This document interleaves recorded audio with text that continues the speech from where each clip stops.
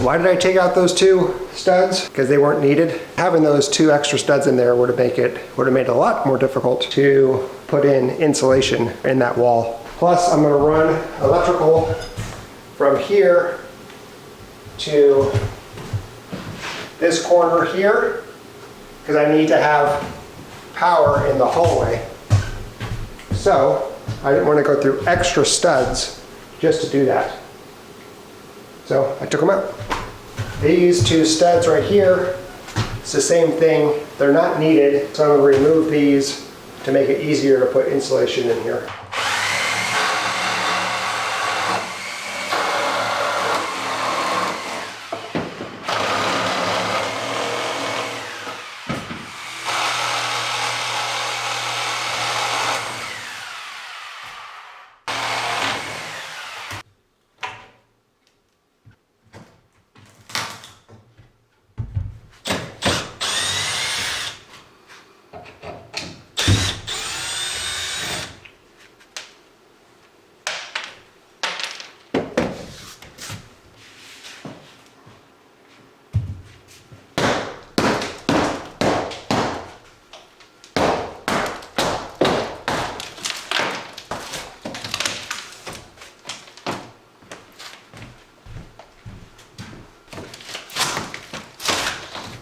You're probably wondering why I'm taking down more drywall.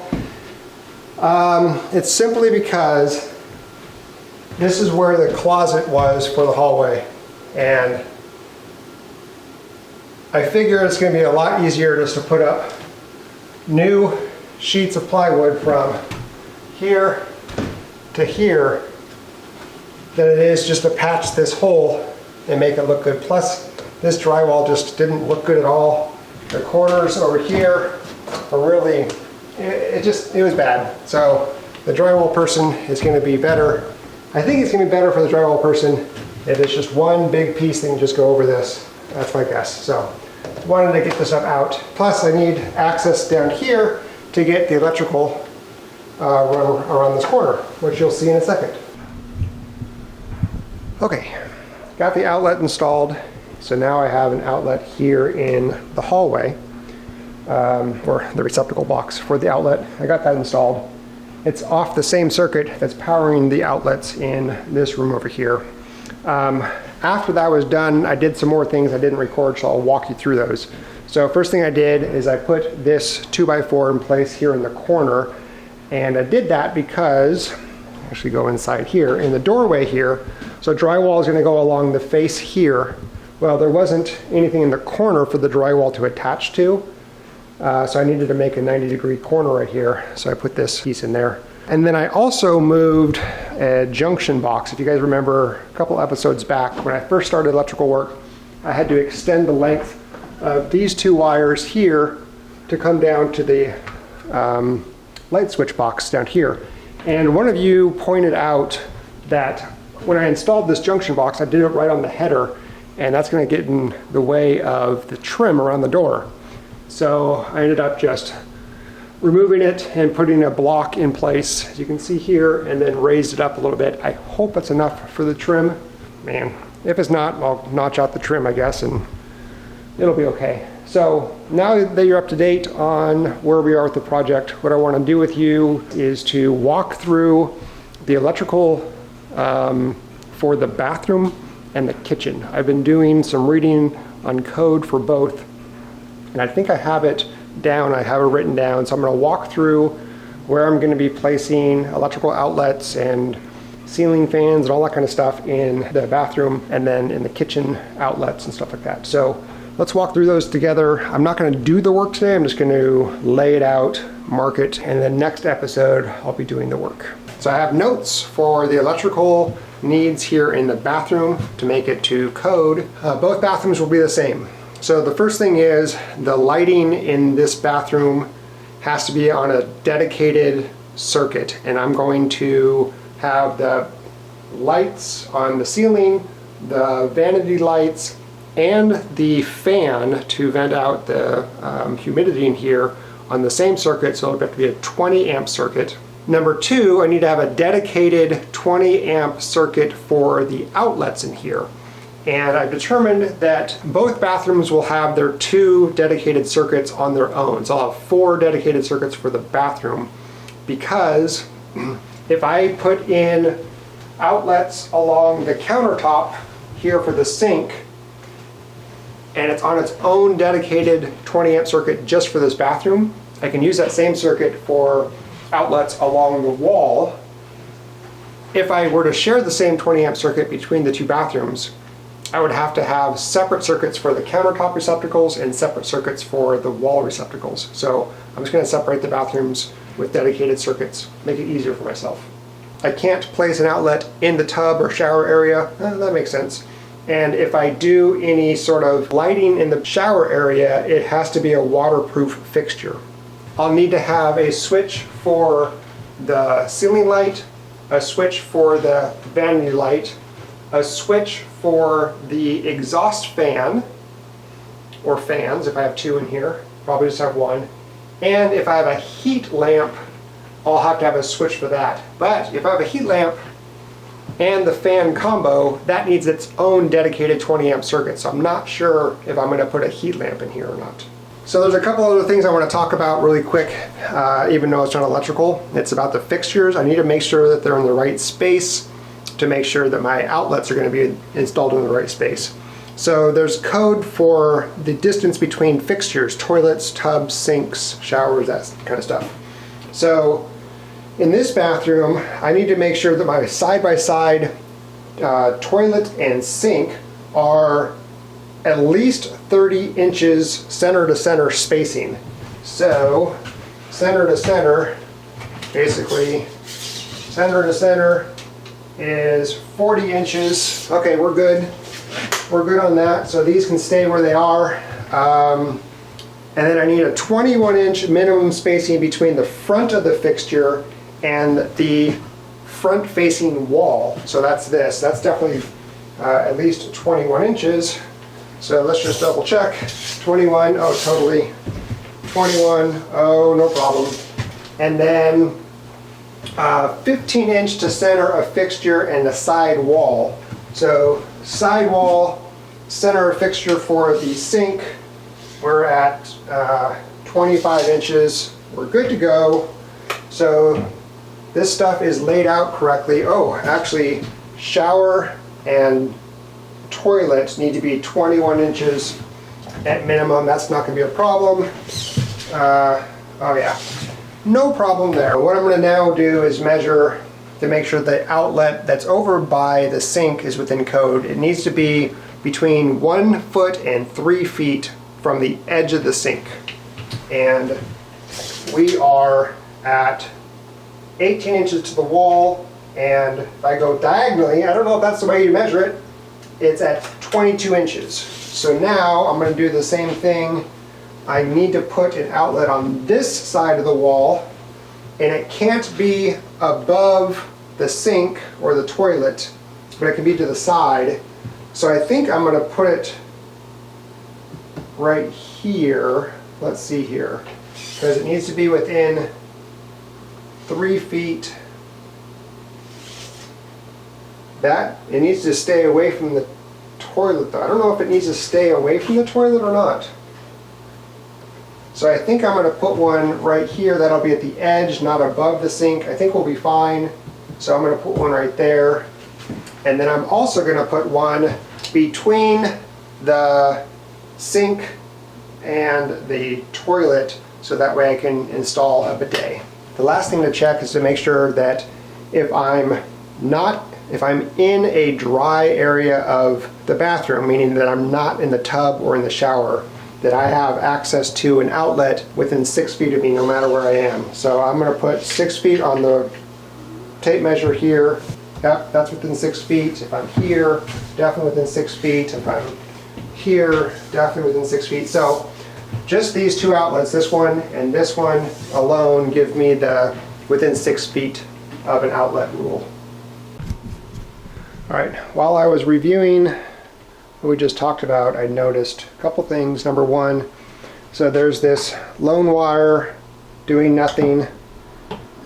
It's hanging out on its own. I identified it as circuit number 22. Either way, this has to be removed, so that's a to-do list. Right now, the lighting in this bathroom is on circuit number 7, and 7 is used in the hallway and a few other places.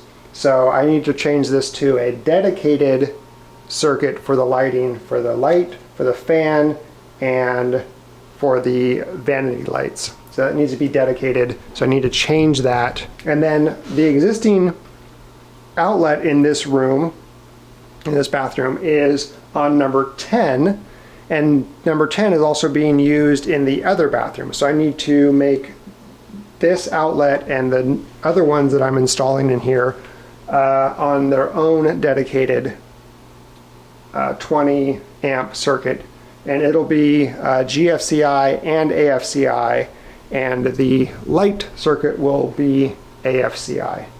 Actually, I might just do GFCI and AFCI, you know, just to be safe. So, a few little to-do lists in here, running a couple new circuits and then wiring things, so not going to do that today. Okay, now let's go to the kitchen. Okay, the kitchen area is a little bit more, I don't know, complicated is not the right word. There's just more to it.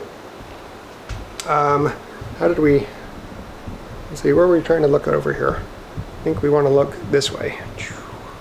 Okay, so let's do that. Now, I think there are 7 total dedicated circuits to a kitchen. I think I have my math correct on that one.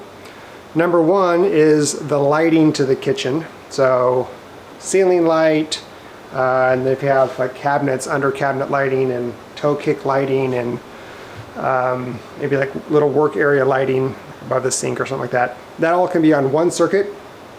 It has to be a 20 amp AFCI circuit. Number 2, the receptacles, the outlets.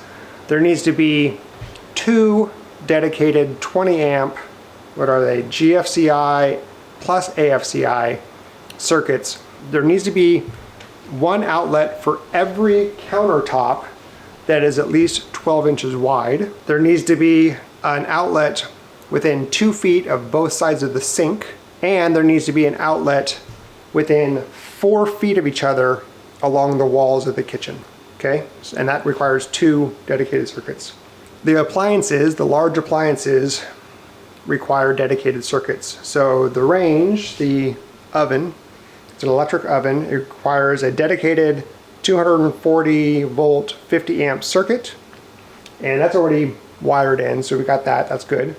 The refrigerator requires a dedicated GFCI plus AFCI 20 amp 120 volt circuit. So I need to put one over there, over here, and the outlet actually needs to be 48 inches above the subfloor. Interesting. The dishwasher requires a dedicated 20 amp GFCI AFCI 120 volt connection. There's no plug-in for that, just the wire runs and plugs in to the dishwasher itself, so I don't need to put an outlet for it, but I definitely need the wire. Garbage disposal requires a dedicated 20 amp GFCI AFCI 120 volt circuit. So I'm going to go through and try to figure out where to place all of the receptacles based on these rules and make sure that I have the proper dedicated circuitry for them. Oh boy. First off, light switch. It's already on its own dedicated circuit. It's circuit number 13. Nothing else uses this, so that's good to go. Awesome, I love it. So behind this plastic here, there is actually a receptacle box already in place. A couple along this wall here. Some have to be moved, some can stay stationary. So there's going to be a receptacle right here. It's going to be on circuit number 11. That's one of 2 dedicated circuits for the receptacles here. And it'll be AFCI, and GFCI circuit. And then actually I'm going to put one right above it, right up here, and one below it, because this is going to be a pantry with pull-out shelves, and we may put appliances that need some power or something. So I'm just going to put those there. So right next to the pantry, we're going to have a 6-inch cabinet countertop. So I'm going to put a receptacle right here, and that's going to be on circuit number 9. So that'll be number 2 of the 2 dedicated circuits. Then less than 4 feet away, spanning the oven, I'm going to move this outlet that's already here over to here to the edge of the window, and that'll be on circuit 11, so circuit number 1. And then less than 4 feet away, spanning the window here, going to put an outlet right here, and that'll be on circuit number 9. And then rounding the corner, put in an outlet right here, which will be on number 11. Then we're going to have the fridge right here, so a dedicated circuit for the fridge. And then from here to midway right here is 4 feet. So I'll need to put some bracing in here to be able to put an outlet kind of in the center right here. And that'll be on number 9, circuit number 9. And then to end it, we're going to have one right here on number 11. So there'll be countertop, fridge, Lazy Susan corner, countertop, oven, countertop, and a pantry right here. All right, now I just need to come up with the game plan on getting circuits. That's the walkthrough of the kitchen and the bathroom, making sure it's up to code. Wow, what a lot of work. So I think next episode will be me doing the work. Anyway, thanks for sticking with us. We appreciate you guys very, very much, and we will see you on the next one. Bye.